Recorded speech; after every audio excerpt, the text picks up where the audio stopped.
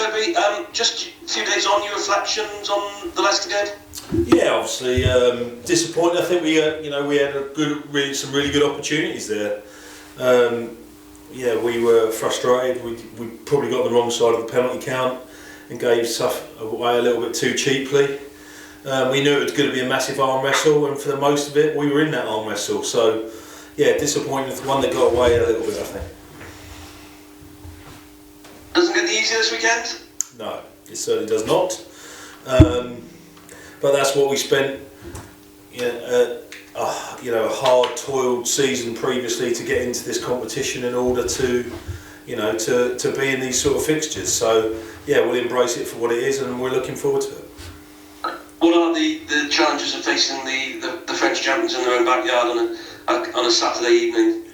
Well, if you'd have seen the London Irish fixture, I think it's all sort of wrapped up in there. They've got some very dynamic, game-changing players, in a lot of areas of the pitch. They've got running threats at 9. They've got, All Blacks on the wing. They've got very good ball carriers in the middle in their tight 5. So yeah, they're a very tall order, and the reasons that they had the success they've had. So yeah, it's a multi-layered problem for us to solve, but we're looking to try and impose ourselves the best we can, and when we've done that, to any team, we've looked good. We just got to be able to sustain that effort and that output for the 80 minutes to give ourselves a chance. You alluded to earlier, Toby, getting back into this competition. How do you view this tournament now compared to maybe some of the Heineken Cup tournaments that you led, or the teams you were involved in? It's obviously different. The South African sides are in here. It's a slightly different format. Ospreys been out of it for a couple of seasons. How do you view it at the moment? Because it's sort of going through a new phase, isn't it? Yeah, I mean, particularly about Montpellier, I have a very good memory because I took London Irish there. I took a team there and won. So from Bath there, and we won, which was great. So from that point of view, I've got fond memories of Montpellier itself. However, the competition format, having less groups, 2 groups rather than a number of groups, and you probably had a little bit more leeway. You have effectively 4 fixtures. And whereas you used to be win your home games, try and pinch one on the road, and you'd be thereabouts, the margins of not winning are magnified even further. And I also think probably with a bigger pool, then it's obviously harder for, if you are not a seeded player, a team, for you to progress. But yeah, it is what it is.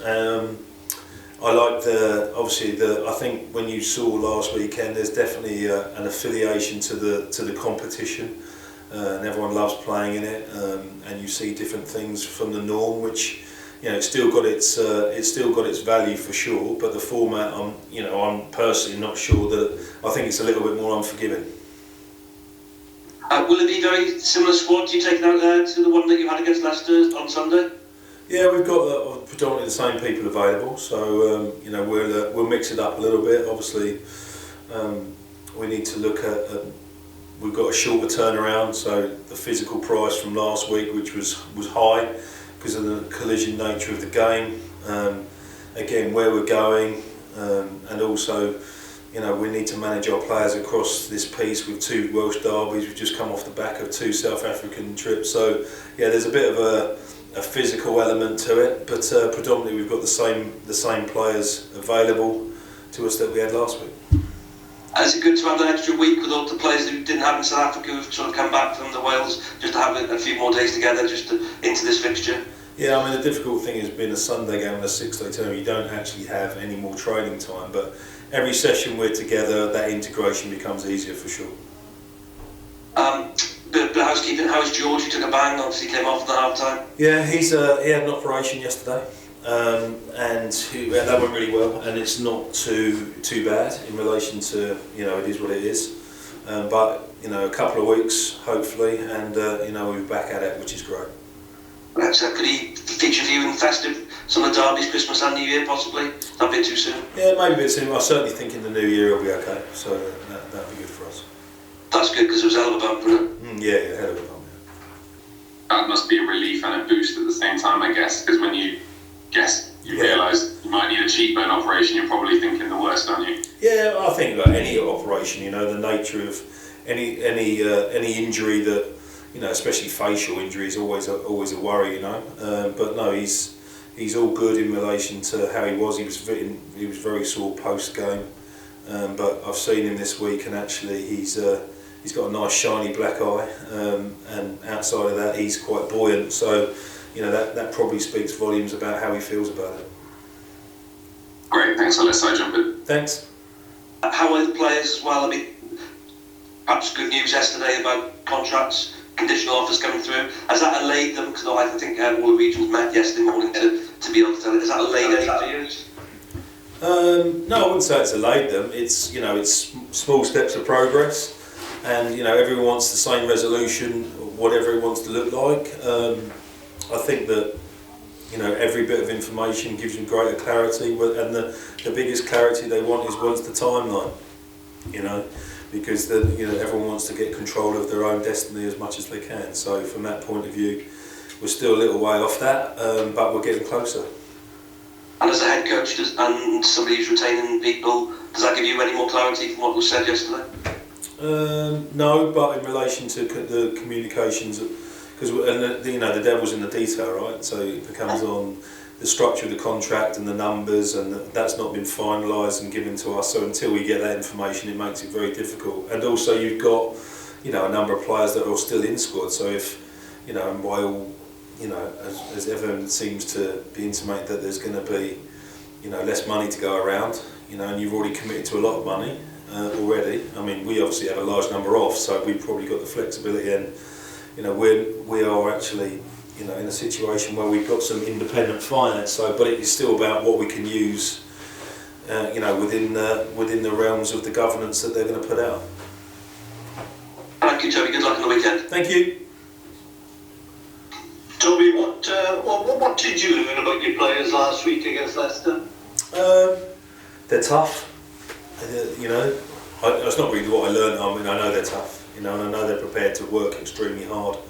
And I know there's a desperation for us to do well, and some of the controllable stuff that we gave away was probably done from a positive point of view in relation to that they want to make a difference. But we have to continually to, you know, hold our mettle, if you work, and be deliberate and not try and shortcut that performance.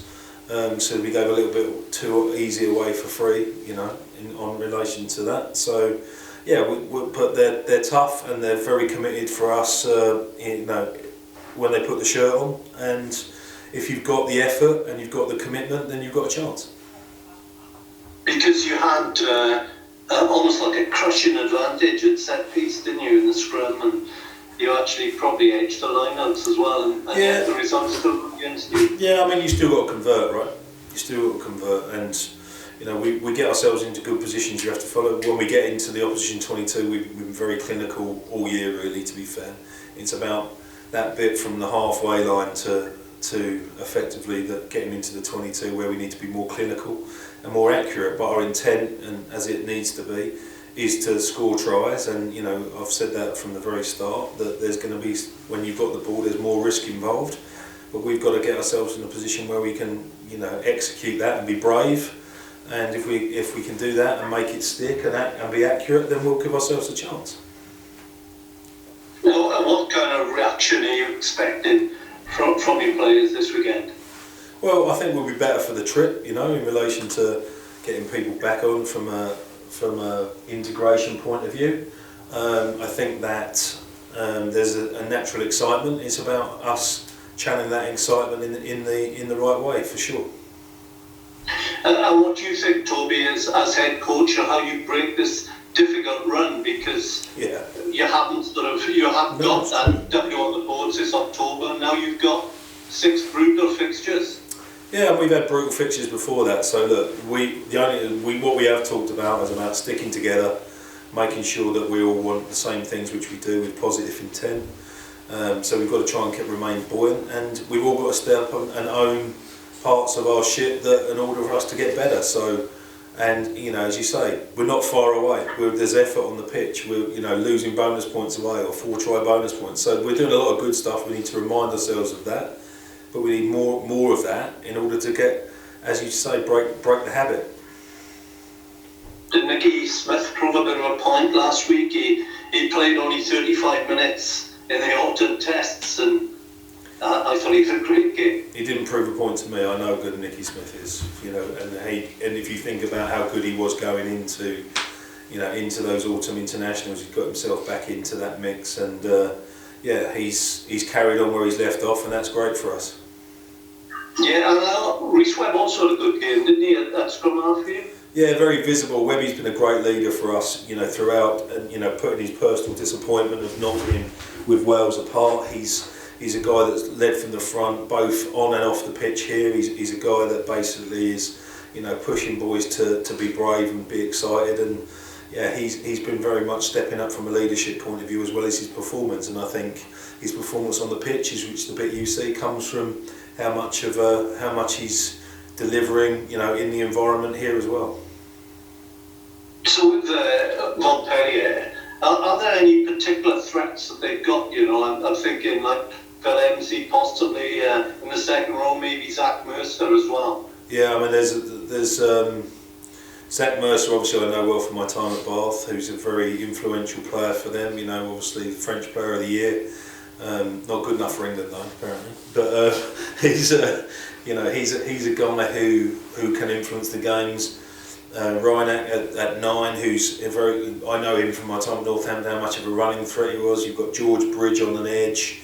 As you say, basically anyone that's got a scrum cap on is dangerous. Basically, we've looked at the influence of the offloading game and how physical they are, and the questions they pose you through the middle of the pitch. So we know that there's a lot of threats to deal with, but the best way for us to negate their threats is to have the ball, look after it, and make sure that we're applying pressure with the ball as much as applying the pressure that we did really well last week without the ball.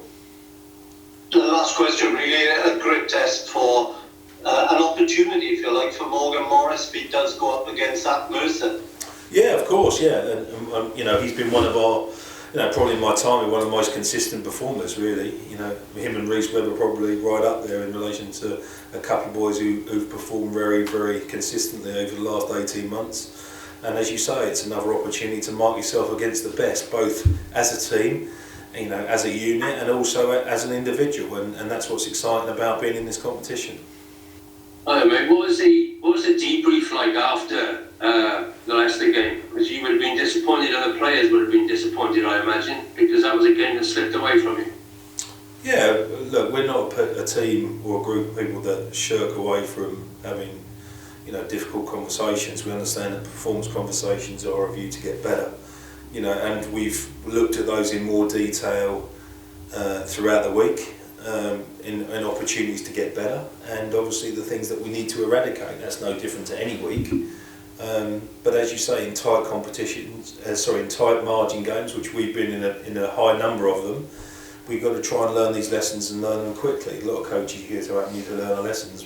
It's not just the lessons, how quickly we can learn them in order to not replicate them. So from that point of view, we've taken parts of our game apart to get better, and looked at what we've done, where we've basically relinquished control of the game on different levels, and we're hoping for the response in performance that enable us to then do that. So, as you say, having a bit more availability means we can train under different game pressure or realistic game pressure. Having Owen Williams in the building helps in relation to an experience at 10, which is a massively influential part of the game. To have him around, to bring in some freshness and some deliverables to a back line is important. So yeah, it's a multi-layered thing, but the process is the same, right? Well, the control element of the game against Leicester, that must have been frustrating, or whether you have to address if you're going to do anything in France. You mentioned Williams there. I'm not being critical of Jack, but you said last week that he, as in many ways, has been carrying it, because you wouldn't normally you're going for 5, 6, 7, 8 games. You would bring him in and bring him out. Yeah, no, I think he's carried that mentor with courage, and you saw, the try that we scored, the second try that we score, you know, is Few Jack going through the line and making a difference, you know, and we want to see more of that. But he's having to learn very steep learning curves in different parts of the game, you know. So from that point of view, getting some extra support around him is great, because we want to create an opportunity for people to improve, but not have to be, you know, carrying the whole mantle yourself all the time. So it's part of the journey of a young player. To about Morgan Morris, you know, he's done exactly the same, for example, but he's not in that visibility position all the time, whereas the, you know, your 9s and 10s often are. And so great learning for him, very difficult situations for him, but one thing that he's done is he's embraced it and put his best foot forward. So yeah, it speaks volume of him as an individual and where he wants to go. Dwayne Peel talked about the fact that there was going to be some real bitter pills to swallow for players, staff, coaches, etc. This is a new experience for you in terms of Dwayne Peel has been around Welsh Rugby for a while, David Young as well, Di Flanagan as a player. How are you coping with that? I'm more concerned around the controllables and performance on the pitch, if I'm honest, and trying to maintain on that. That's hard enough as it is, and there's people in different rooms sorting out those things. It becomes very real once we get to the finite position. Of course you're in it, you know, I'm not naive enough to say that I can completely separate, but the difficulty is, you know, you asked what I'd found challenging, is probably trying to have enough, you know, breadth of attention and time to try and manage that situation, right? Because it's a real situation for sure, and trying to divorce that from performance on the pitch, that's impossible, but we try and do that with empathy and respect as much as we can. But we're here to, you know, push hard, perform well, and try and win rugby games, and we have to try and maintain that level of control of attention, you know, on the main things. And if we do that, then at worst case it takes a little bit of, you know, attention away from the bad stuff and keeps it on the good stuff.